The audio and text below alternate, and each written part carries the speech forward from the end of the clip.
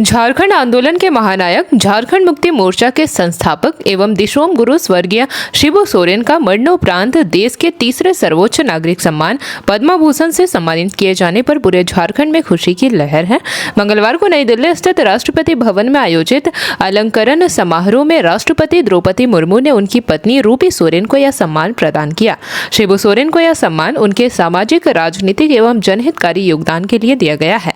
इस सम्मान पर प्रतिक्रिया करते हुए झामुमो धनबाद के पूर्व जिलाध्यक्ष रमेश टुडू ने इसे झारखंड और विशेष रूप से आदिवासी समाज के लिए गौरव का क्षण बताया। उन्होंने कहा कि दिशोम गुरु शिबू सोरेन का धनबाद से बेहद गहरा और ऐतिहासिक संबंध रहा है। झारखंड आंदोलन को जन जन तक पहुंचाने और संगठन को मजबूत बनाने की शुरुआत उन्होंने धनबाद की धरती से की थी। रमेश टुडू ने कहा कि शिबू सोरेन ने अपने पूरे जीवन को जल, जंगल और जमीन की रक्षा तथा आदिवासियों, मूलवासियों, मजदूरों और शोषित वर्गों के अधिकारों की लड़ाई के लिए समर्पित कर दिया।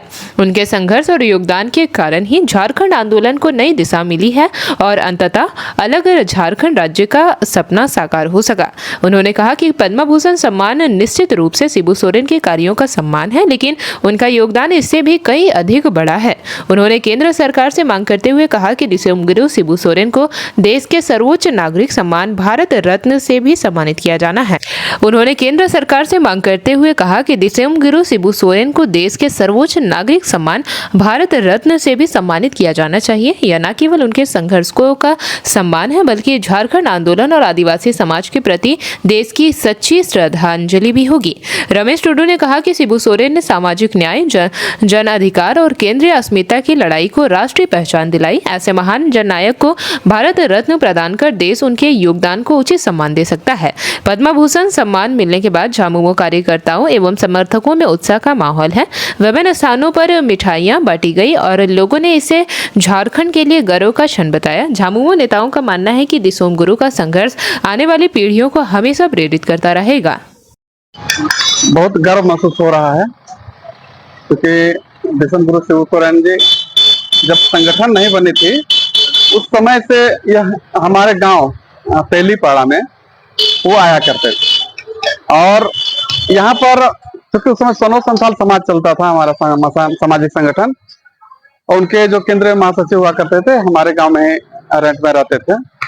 यहाँ अक्सर उसका आना जाना रहता था और यहीं रह करके उन्होंने जो सामाजिक आंदोलन को प्रारंभ किया, यहाँ से टुंडी गए, फिर दुमका गए, विभिन्न क्षेत्रों में गए, लेकिन जो यहाँ से शुरुआत किए और आज उनको पद्म भूषण से सम्मानित किया जा रहा है, यह पूरे आदिवासी समाज के लिए गर्व की बात है और मैं बहुत गर्व महसूस कर रहा हूँ।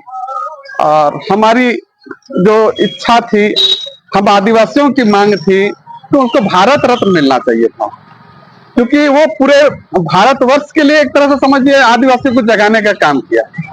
आज पूरे देश स्तर पर जिस प्रकार से उन्होंने अपने 40-45 वर्षों मरणोपरांत तक समाज के हित में, समाज को जागृत करने के हित में, शोषित वंचितों को अधिकार दिलाने को लेकर के जिस प्रकार से उन्होंने अपना एजेंडा तय किया, उन्होंने आंदोलन किया, संघर्ष किया, निश्चित रूप से उसको अगर भारत रत्न से सम्मानित किया जाता है तो और भी अच्छी होती।